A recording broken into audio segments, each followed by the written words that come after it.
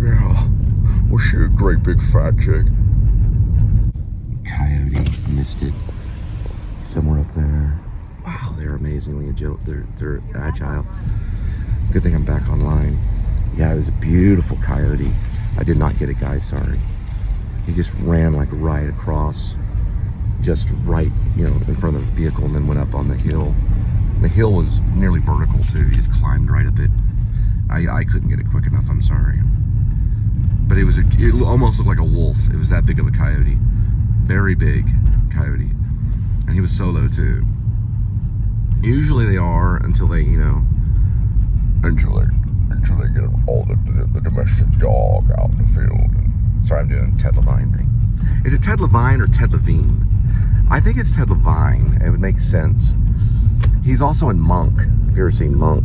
Doesn't have the same voice exactly, but Monk's kind of a friendly family show, you know. Is that the guy in Silence of the Lambs there? The one that, you know, one that likes to dance around?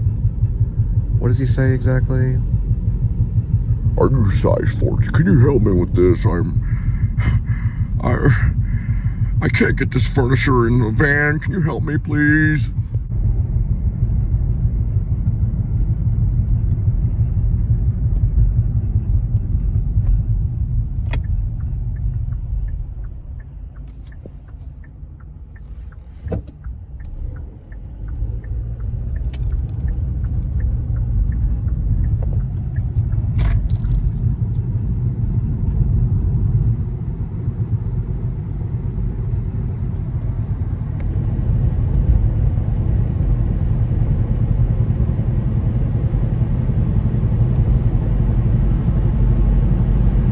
Fort Worth.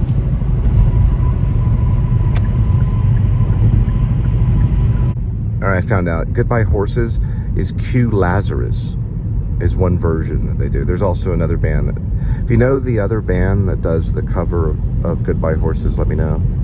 But Q Lazarus, I believe, is the name of the band.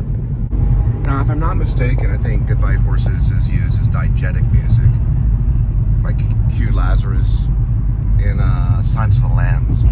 It's diegetic, so you just hear it from the radio. I don't think it ever goes non-diegetic. Most of Silence of the Lambs is scored with like classical, you know, it has its own score, which that's the only thing I think Siskel didn't like about it. He said they used too much of the score, which I think, you know, was kind of a nice little criticism by Siskel. Although I think Ebert liked the movie. I don't know for sure if Gene Siskel liked it, but I know that in his critique of it, he said, well, you know, well, he didn't talk that way. He didn't talk like Ted Levine. I used too much of the score in Silence of the Lambs, the music. No, he didn't do that, but he did. Siskel did make a critical analysis of it. He said Roger Ebert, I think, was a big fan of it, but it got mixed reviews, but did very well on the Academy Awards. And it was surprisingly a horrific, very horrific movie. Did have sequels though, and the writer we'll talk about later, some other time, and where it comes from. It's a psychology. I've heard some things about Silence of the Lambs, the red, white, and blue, that it's representation of our country, you know, and the lambs are kind of like the Christians in a way. I mean, it's an interpretation. I'm not saying that's what they were going for. And the lambs were being silenced, I guess, in a way, by Clarice. She wanted to kind of silence them, and so she wouldn't have to hear the pain or the misery or the screaming of the lambs being slaughtered. You know, the persecution. I've heard in Christian terms, we're in a parallel life. We're in the life of persecution. And then on the good side of it, we're already in heaven, in the kingdom. You know, so it's bittersweet kind of thing, because we are persecuted, but we already know we belong to the kingdom, so we have everlasting life. I think there's some Christian concept in Silence of the Lambs. I'm not saying that it's a Christian film, it's not faith-based, but there is that sense of persecution in there, and there's good and there's bad You know, there's a good team and then there's a bad team.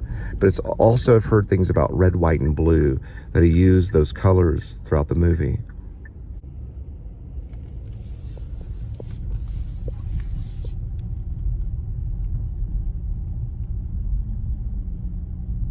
And that's the Drake.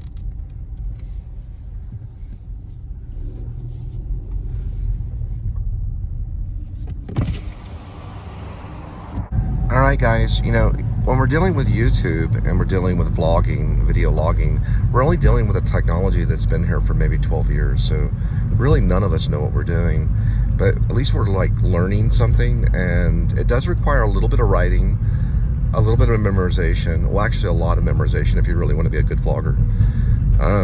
Very similar skills of an actor. And plus, you know, you're kind of independent, you know, doing it as well. So there's a sense of independence. At least you have a helper. I mean, Linda does help. She comes up with ideas for certain types of vlogs and things like that. So you can have a helper. You can have a whole team helping you do a vlog. You could probably have like a vlog team, you know. But usually, you know, in most cases, there's one person usually holding, you know.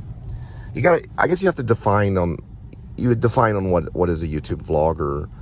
And I guess ultimately it would boil down to probably a filmmaker. You know, I mean, it's not exactly cinema, but I guess it kind of can be at times. I don't know. I just, the whole idea of the word vlog only entered into my life maybe 4 years ago. But I've known about YouTube since maybe before 2010. So I don't know what I'm trying to say. Montgomerys are really cool. They're really nice. They have a bunch of antique photos and stuff, like of the Montgomery when it was like in the 1930s. It did flood in 1949. Yeah, it flooded the second floor from the Trinity River. Montgomery Plaza. All right, next delivery 7:15, 6 minutes, 3.3 miles.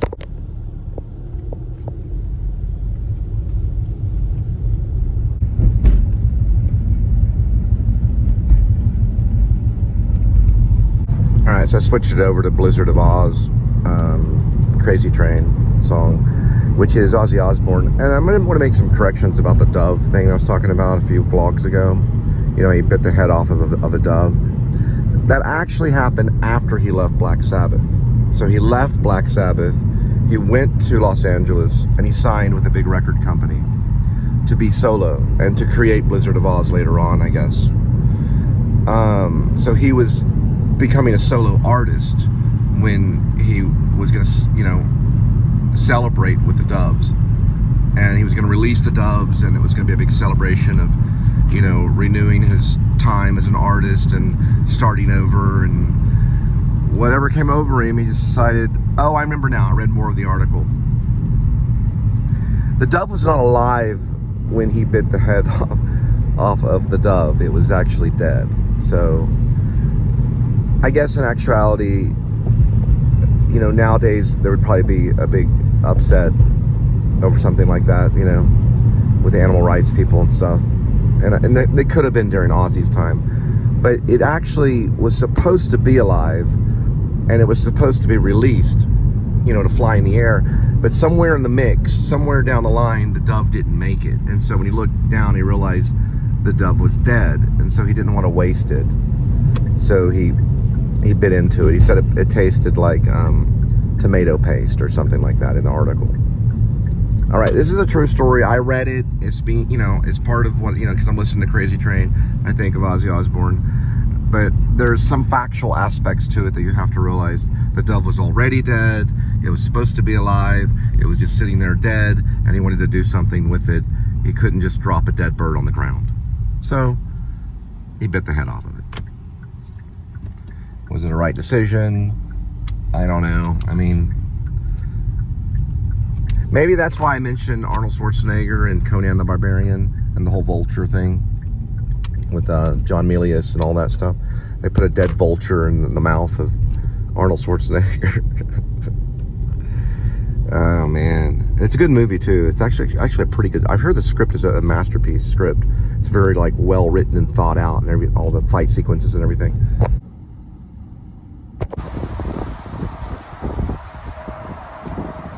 All right, next delivery, 7:27 arrival, 7 minutes, 3.6 miles. I switched over to A.D.W.C's Thunderstruck. You should see that video. It's actually a cool video. They attach a camera to the neck of the guitar so you can see the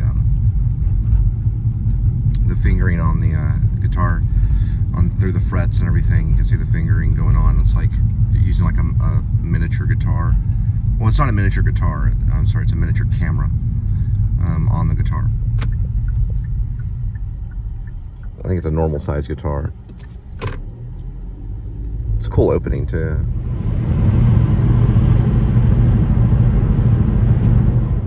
Yeah, I gotta switch over to report them. So let's see if I can get this.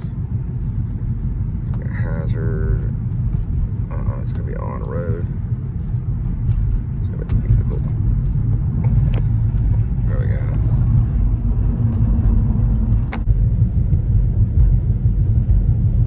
All right, I switched it over to Guns N' Roses, Sweet Child of Mine. Pretty good song. I'm doing kind of like a 1980s mix, I guess. Started with Billy Idol's Eyes Without a Face, I guess. And then it just kind of mixed in, brought in AC/DC and all the way to Guns N' Roses. Pretty much grew up in this neighborhood, right? Well, not too far from here. A few miles that way. Ryan's place is over that way. This is Windsor Place right here. A lot of leaves action. There was a swirling leaves. I missed it and I feel really bad. It was just all these swirling leaves swirling around the middle of the road. And I just didn't have time to film it. Sorry. I can talk about it though. All right, we're almost there. I mean, I have to have a full-on camera crew to really get all this stuff, you know what I mean?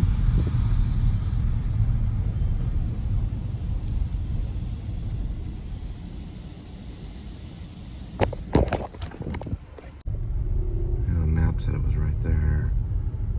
Okay, they switched like every 10 numbers.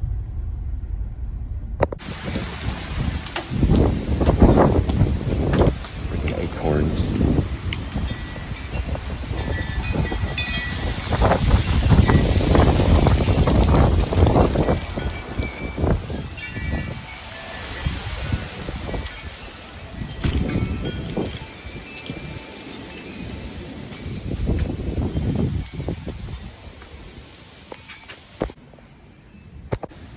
Big time gust of wind came through.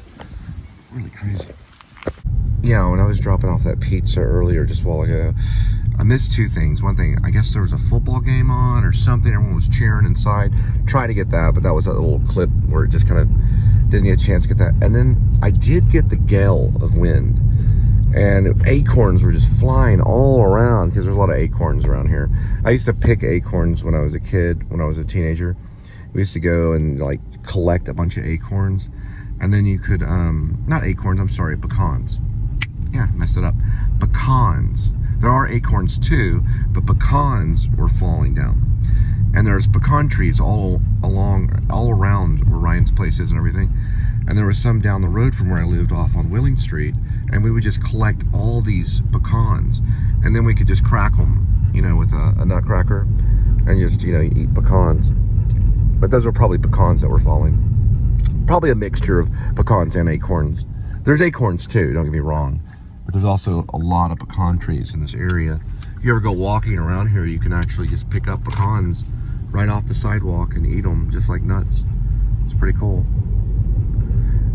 And anyway, there was just the gale, the gust of wind. It was a huge gale, and the trees were just shaking, and all these pecans were falling, and all this stuff.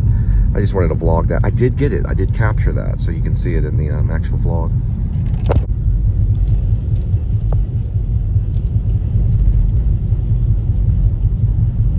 It's the Dickies Arena right there.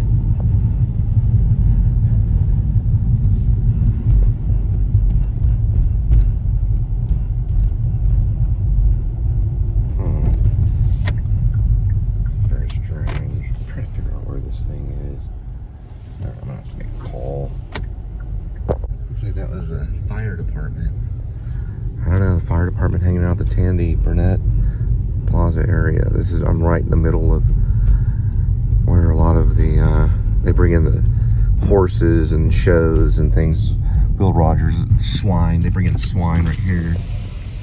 A great vlog show. You know, it's like show farm animals. You know, they give them ribbons. Now, right here is the Museum of Natural Science and History, I think. Yep. And there's the right there is the observatory. It's like a show. You get to kind of like sit there, and it's actually I believe it's for astronomy. So it is an observatory. I'll look up the proper scientific name for it, but it's where you can see the celestial sphere. So you lay back and they turn the lights down and you can see the constellations in the sky, things like that. There's a proper name for the type of observation for it, or the observatory. There's a type of name for it, but usually people in astronomy and some astrology, but mostly astronomy, know what it is. Right by the art center, right there. And that's Eamon Carter over there. All right. So I believe it's called a planetarium at the Natural Science and Natural History or something like that. It's called a planetarium. They have one there too. It's pretty cool. They also have like an Omni too on the other side, a little Omni theater.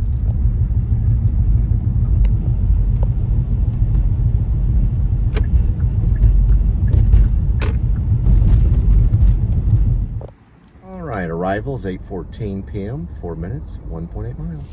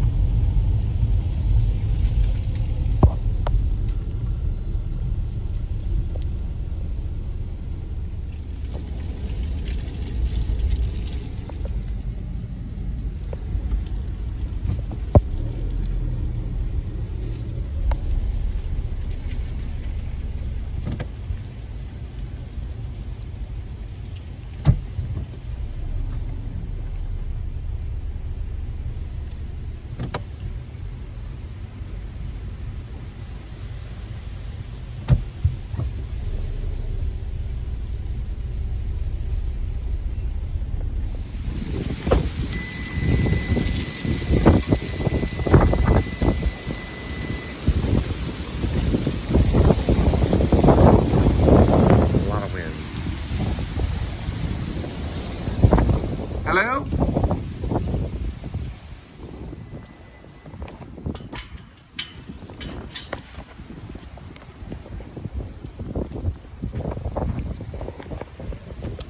So tonight's been a very, extremely windy night. You know, not too bad. It's like 49 degrees. I used to live in Maine, so that's like summertime for them. But I mean, it is very windy.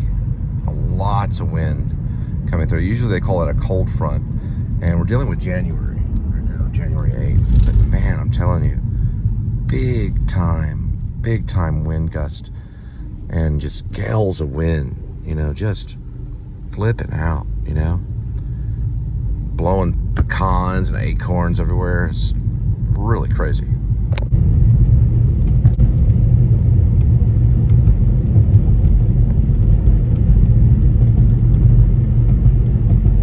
Very windy.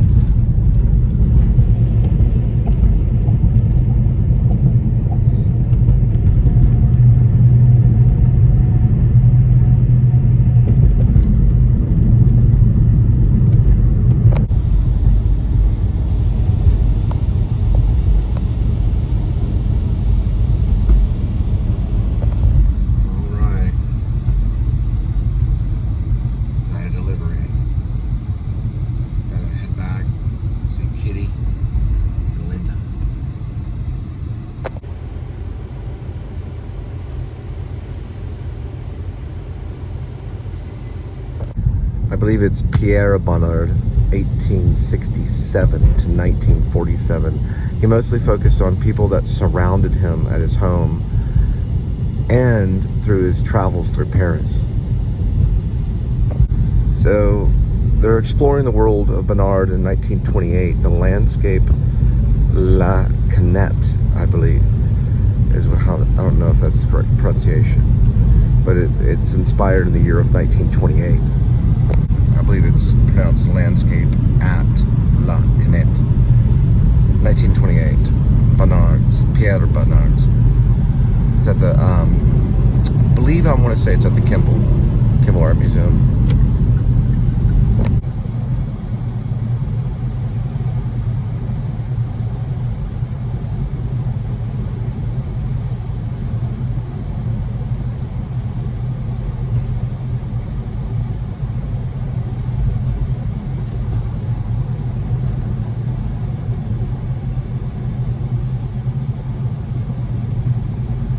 We shot some sequences for Lynn Driver right there at that 7-Eleven next to the Ridgely.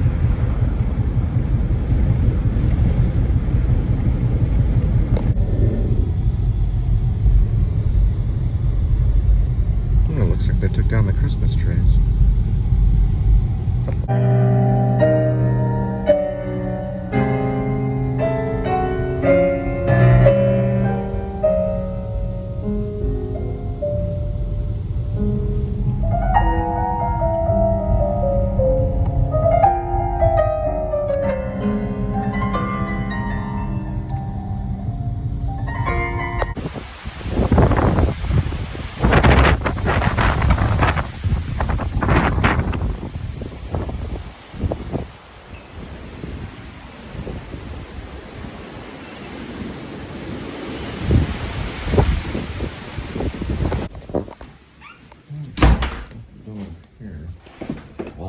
It's windy.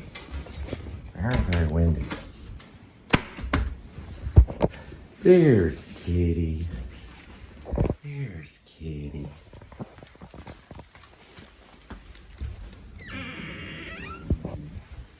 It looks like Linda's sleeping. Yeah, all right. Pizza time.